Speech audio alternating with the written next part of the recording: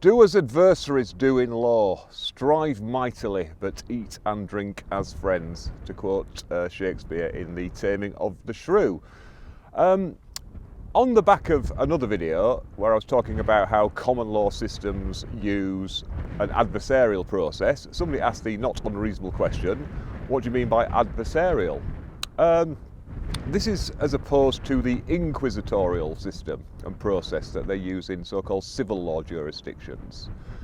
In essence, that means that whether it's a civil or a criminal case, the lawyers basically decide how to run that case. So the prosecution decide which witnesses they think they should call, what evidence they should put in, what arguments, and similarly the defence decide what defence to run. In a civil case, again, each side decides what is their best case, how are they going to run it. And the judge, to a certain extent, is just the referee. That is changing a little bit now, especially in civil. Judges are now more encouraged to actually take a very active case management role just for managing resources. There is a quote in a case, Jamil, where they say, in the old days, we just provided the pitch and the referee and let the parties play whatever game they wanted. Those times have definitely changed. But that is different from in the civil law jurisdictions, where it's an inquisitorial process. So the judge is in charge of deciding how to get to the truth of this. The judge decides what witnesses should be heard. The judge decides what arguments, what evidence should be put in. It's not a distinct, clear-cut, bright line. As I just mentioned, over here judges are getting a lot more involved in cases. They are stepping into the fray. And also in civil law jurisdictions, lawyers are allowed to make arguments on behalf of their clients. But I do a bit of the international advocacy training, so I get to work with a lot of lawyers and judges in different jurisdictions. And we had an interesting one earlier in the year where it was a lovely judge from the Netherlands, but when we were trying to do the exercises, she kept stopping the lawyers asking the questions.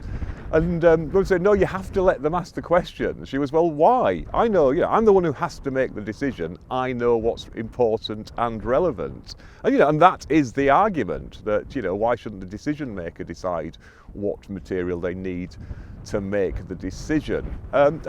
We do have inquisitorial processes over here. Inquests are obviously inquisitorial, so it's the coroner who decides what witnesses should be called and what evidence should be heard.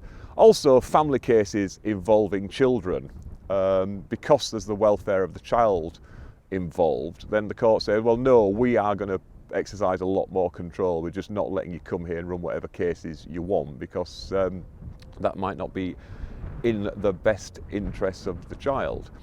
And the mere fact that a system is adversarial doesn't mean that it has to be all shouty and aggressive.